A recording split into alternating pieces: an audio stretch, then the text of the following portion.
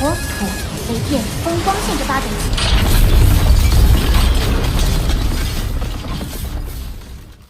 Oke gengs, sebelum memulai ritual absen kita, Bang Panjul mengucapkan banyak terima kasih pada kalian semua yang telah memberi support dan dukungan, hingga channel ini berhasil mendapatkan 30.000 subbreaker pertama. Dan biar nggak kelamaan openingnya, maka siapkanlah amunisi kalian, karena ritual absen akan segera dimulai. Babang Han 8979, Santri Beling 2074, Mondi Prayoga 3361, Sandi Oktavianda 9952, April Geming 479, User ZV9MF, Badar Channel 8834, Firnan Kusuma 5457, Ahmad Dres Pratama 9065, Lukman Simatul Hanif, serta semua penggemar alur cerita Donghua yang selalu stay tapi tidak berkomentar, dimanapun kalian berada. Bang Panjul doakan, agar kita semua selalu diberikan kesehatan dan dicukupkan rezekinya serta dimudahkan segala urusannya, yang mana pada pembahasan kali ini, Bang Panjul akan kembali mendongengkan pada kalian, spoiler, atau bocoran Donghua Swallowed Star, part ke-203.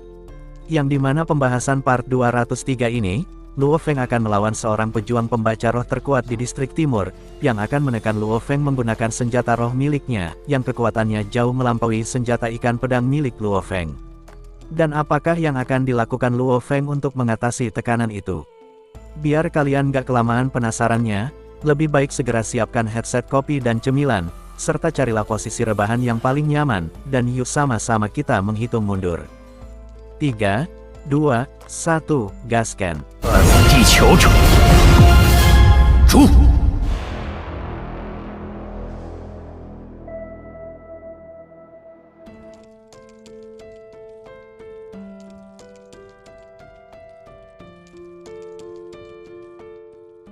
Pada part sebelumnya sudah diceritakan, setelah membunuh salah satu pejuang yang berasal dari klan kegelapan, Luo Feng pun segera melihat ke arah komunikator pergelangan tangannya, untuk memastikan poin yang telah ia dapatkan setelah membunuh pejuang tersebut. Namun tiba-tiba, ekspresi Luo Feng seketika berubah, saat mengetahui keberadaan seorang pejuang yang bernama Windmill, yang berada tak jauh dari lokasi pertarungan. Namun entah sebab apa, Windmill memutuskan untuk tidak melakukan pertarungan dengan Luo Feng, dan membuat perjanjian, saat dimana hari terakhir babak penyisihan kompetisi pertarungan jenius telah tiba, maka dia akan datang untuk berduel dengan Luo Feng di tempat mereka bertemu. Sesaat setelah pertemuan singkat itu, Luo Feng pun segera meninggalkan tubuh sang iblis yang masih tergeletak di tanah, untuk kembali melakukan perburuan. Di sisi lain, kabar tentang kematian sang iblis yang dibunuh oleh Matman pun dengan cepat tersebar di wilayah pertama, membuat nama dan reputasi Matman yang tidak lain adalah Luo Feng, makin disegani, dan diyakini sebagai salah satu dari 3 pejuang terkuat di wilayah pertama, setelah berhasil menghabisi 3 pejuang jenius, yang masuk dalam daftar 10 pejuang terkuat di wilayah tersebut. Singkat cerita, tahap eliminasi dari kompetisi pertarungan jenius di alam semesta, telah berlangsung selama 27 hari. Di sisi lain di wilayah 88 tempat Dewa Petir berada, tampak seorang pemuda bertelanjang kaki dengan rambut yang acak-acakan, yang berdiri di tepi tebing sebuah gunung, dengan memegang pisau pendek di tangan kanannya, sembari melihat ke arah Dewa Petir. "Kau, bukankah kau yang dijuluki Thunder?" ucap si pemuda yang diketahui memiliki julukan sebagai Safek dengan senyuman. Mendengar ucapan itu, seketika Dewa Petir pun terkejut dan menoleh ke atas tebing sembari bergumam. "Sial, aku tidak percaya akan benar-benar bertemu dengannya," gumam Dewa Petir yang tampak ketakutan. Karena dalam novel dijelaskan, bahwa peserta yang dijuluki Safek adalah seorang pejuang yang merupakan salah satu dari peserta terkuat di wilayah 88, dan selalu mengincar para pejuang yang dianggap jenius di wilayah tersebut. Dan oleh sebab inilah yang membuat Dewa Petir ketakutan, karena telah mengetahui reputasi Safek. Di sela ketakutan itu, tiba-tiba Safek berkata, "Thunder, sebaiknya keluarkan kemampuan terbaikmu, karena aku tidak akan bermain-main denganmu," ucap Safek, yang telah memasang ancang-ancang untuk melepaskan serangan. Melihat akan hal itu, Dewa Petir yang ketakutan pun bergumam, "Sial, sepertinya pertempuran ini tak bisa kuhindari lagi," gumam Dewa Petir, sembari melepaskan domain miliknya, lalu dengan cepat melesat ke arah Safek. Melihat Dewa Petir yang telah mengeluarkan domainnya, Safek pun meraung keras, sembari menebaskan pedangnya dengan keras, hingga membuat Dewa Petir dengan cepat memblokir serangan tersebut menggunakan pedang miliknya.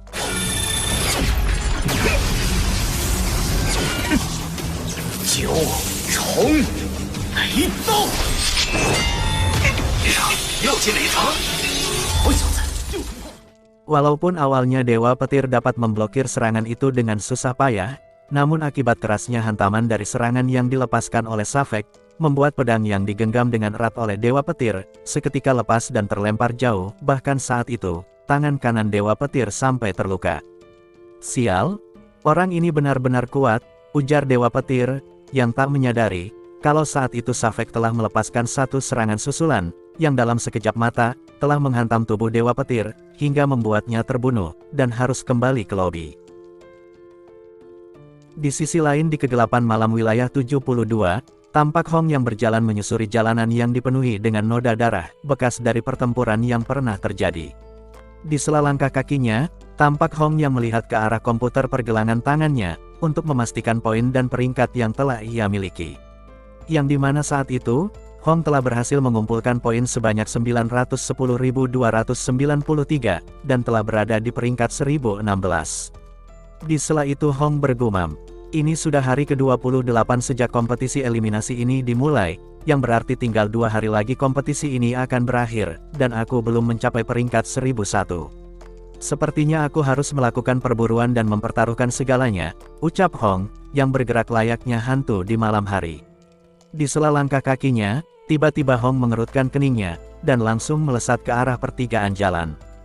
Di mana saat itu, tampak seorang pejuang pembaca roh yang berada di pertigaan jalan, tiba-tiba ikut mengerutkan keningnya sembari menatap lurus ke depan, seolah-olah menyadari kehadiran akan seseorang.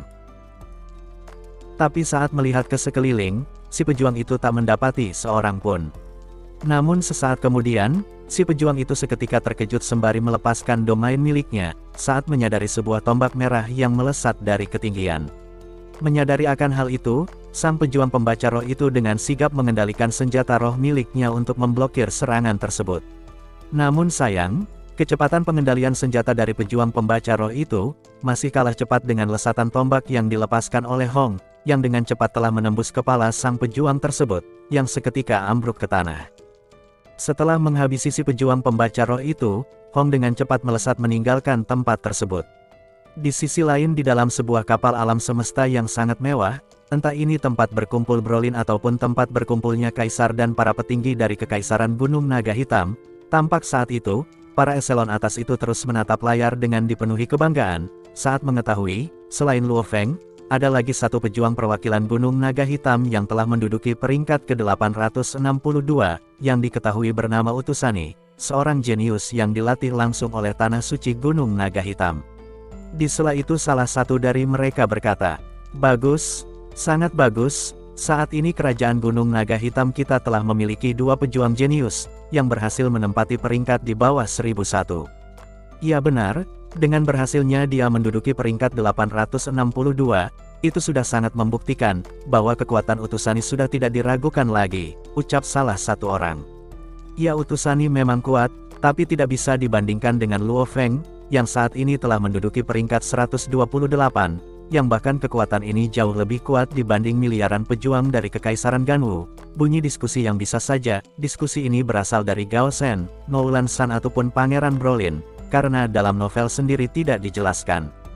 Tapi alangkah senangnya kalian, jika diskusi ini adalah diskusi dari Brolin ataupun Noulan San. Dan saat itu, bukan hanya pihak Kekaisaran Gunung Naga Hitam saja yang tengah sibuk mendiskusikan tentang Luo Feng. Bahkan, Kekaisaran tingkat tinggi seperti Kekaisaran Ganwu pun tengah sibuk membahas tentang sang MC kita, yang telah mengharumkan nama Kekaisaran Gunung Naga Hitam. Singkat cerita, hari terakhir kompetisi eliminasi pun tiba, dan saat itu, Luo Feng telah berhasil menduduki peringkat 102, dengan pengumpulan poin sebanyak 13.988.292 poin. Tampak saat itu, Luo Feng yang tengah melangkah ke tempat di mana dia berhasil mengalahkan si iblis, yang berasal dari klan kegelapan. Sesampainya di tempat tersebut, Luo Feng pun segera meneriakkan nama windmill menggunakan energi genetiknya, hingga membuat suaranya bergema dan didengar jelas oleh semua pejuang di penjuru kota. Mendengar teriakan Luo Feng, seketika wajah para pejuang yang saat itu tengah bersembunyi untuk menunggu waktu teleportasi pun seketika terkejut. Siapa? Siapa yang berani menantang windmill? Ucap para pejuang, yang dengan cepat melesat ke ketinggian, untuk memastikan, orang bodoh mana yang berani menentang windmill, yang telah mendapat predikat sebagai pejuang terkuat di wilayah pertama. Namun, setelah mengetahui bahwa orang itu adalah Luo Feng, para pejuang itu pun bergumam. Dia adalah Matman, orang yang telah membunuh sang iblis, benang es dan Bon, yang merupakan 3 dari 10 pejuang terkuat di distrik timur, gumam seluruh pejuang. Di sisi lain di ketinggian langit, tampak siluet hijau yang melesat dengan cepat. Dan ya, siluet itu adalah windmill.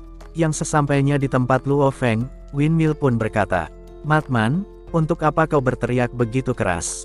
Apakah kau berpikir aku akan melupakan perjanjian kita? Lihatlah. Akibat raunganmu tadi, membuat para peserta yang masih tersisa datang untuk menyaksikan pertempuran kita." Mendengar ucapan itu, Luo Feng pun berkata, Biarkan mereka datang," sahut Luo Feng, yang dipenuhi dengan niat membunuh yang sangat kental, layaknya si tanduk emas. Melihat hal itu, windmill pun bergumam, "Aku penasaran, teknik pelatihan seperti apa yang dilakukan orang ini, hingga bisa melepaskan aura yang begitu menakutkan," pikir windmill yang tak menyadari, bahwa aura yang menakutkan itu adalah milik si tanduk emas. Di sela itu, tiba-tiba Luo Feng mengerutkan keningnya sembari menatap ke arah kejauhan. Di mana saat itu terlihat, telah banyak pejuang yang memantau di udara dan di atas gedung-gedung pencakar langit sembari berdiskusi. Di antara mereka berdua, kira-kira siapa yang akan memenangkan duel ini? Tanya salah satu pejuang. Entahlah. Dua-duanya adalah orang yang telah mengalahkan para pejuang kuat di wilayah pertama ini, jadi akan sangat sulit untuk menebak hasil akhir dari pertempuran ini, ucap pejuang lainnya. Tampak saat itu dalam waktu singkat, telah banyak prajurit yang berkumpul dalam jarak 1000 meter, untuk menyaksikan secara langsung pertempuran dari dua elit di wilayah pertama itu. Di sela itu Luo Feng berkata, "Wah, ternyata telah cukup banyak orang yang telah berkumpul. Iya benar. Dan mereka semua datang ke sini karena mendengar raunganmu tadi, dan ini akan sangat merepotkan. Karena jika salah satu dari kita memenangkan duel ini tanpa cedera, maka itu akan baik-baik saja. Namun, jika kau atau aku memenangkan duel ini dan menderita kerusakan parah, maka itu akan menarik perhatian beberapa pejuang kuat untuk mengepung kita, karena siapapun yang memenangkan pertempuran, sudah pasti akan memiliki jumlah poin yang sangat mengejutkan," ucap windmill. Mendengar ucapan itu, Luo Feng pun mengangguk sembari berkata, "Jika demikian, maka kita harus membunuh mereka semua terlebih dahulu sebelum melakukan duel 1 lawan 1, ucap Luo Feng. Mendengar ucapan Luo Feng, windmill pun mengerutkan keningnya sembari berkata, Kau memang sangat layak dijuluki sebagai pejuang gila, tapi baiklah, karena semua yang kau katakan sangatlah masuk akal. Jadi untuk pertama-tama, kita harus membunuh semua pejuang itu terlebih dulu, ucap windmill. Tak berselang lama, Luo Feng dan windmill pun segera melesat dengan cepat ke arah para pejuang yang ingin menjadikan pertarungan itu sebagai tontonan. Namun, saat melihat Luo Feng dan windmill yang melesat ke arah mereka, seketika para pejuang itu pun langsung berhamburan ke segala arah. "Lari, cepat lari, Matman dan windmill sepertinya ingin membunuh kita," ucap para pejuang, yang melesat ke segala arah. Namun, secepat apapun mereka mencoba untuk melarikan diri, tetap saja, windmill dan Luo Feng berhasil mengejar dan menghabisi mereka satu persatu. Singkat cerita, setelah berhasil membunuh sebagian besar pejuang yang ingin menjadikan mereka sebagai tontonan, Luo Feng pun segera mengajak windmill untuk mengikutinya, menyusuri terowongan bawah tanah, yang mengarah ke distrik utara. Yang menurut penjelasan di novelnya, distrik utara ini merupakan wilayah dengan banyak villa, layaknya hunian Rellstedt yang ada di bumi. Setelah tiba di distrik utara, tampak kedua pembaca roh itu mengambang di udara, sambil menatap satu sama lainnya. Saat itu windmill berkata, "Matman, hari ini adalah hari terakhir kompetisi eliminasi ini, dan juga merupakan pertempuran terakhirku. Dan jika berkenan, bolehkah aku mengetahui peringkatmu saat ini?" tanya windmill. Luo Feng lantas berkata, bahwa saat ini ia telah berada di peringkat 102, dan kembali melontarkan pertanyaan yang sama pada windmill. Dan alangkah terkejutnya Luo Feng, saat mengetahui peringkat windmill, yang ternyata telah menempati peringkat 42. Di sela itu windmill berkata, "Matman, Ini adalah pertempuran terakhir kita, tidak peduli kalah atau menang, tetap saja kita berdua telah berhasil menempati posisi aman dalam tahap eliminasi ini. Jadi aku berharap dalam duel ini, kau mengeluarkan semua kemampuan terbaikmu, ucap Windmill. Baiklah, kalau begitu mari kita hentikan obrolan kita ini, ucap Luo Feng, sembari melepaskan serangan pertama, yang dengan cepat melesat ke arah Windmill. Oke gengs, karena part dari spoiler ini sudah terlampau jauh dengan serial Donghua aslinya, maka untuk ilustrasinya, Bang Panjul akan menggunakan video dari pertarungan Ketua Isbon dan Luo Feng, saat perburuan kristal Muya di Pulau Berkabut. Melihat serangan itu, seketika, satu dari dua roda yang berada di bawah kaki Windmill yang berupa cakram bundar, melesat dengan cepat memblokir jalur serangan ikan pedang milik Luo Feng, hingga menimbulkan suara bentrokan, saat kedua senjata roh mereka saling berbenturan.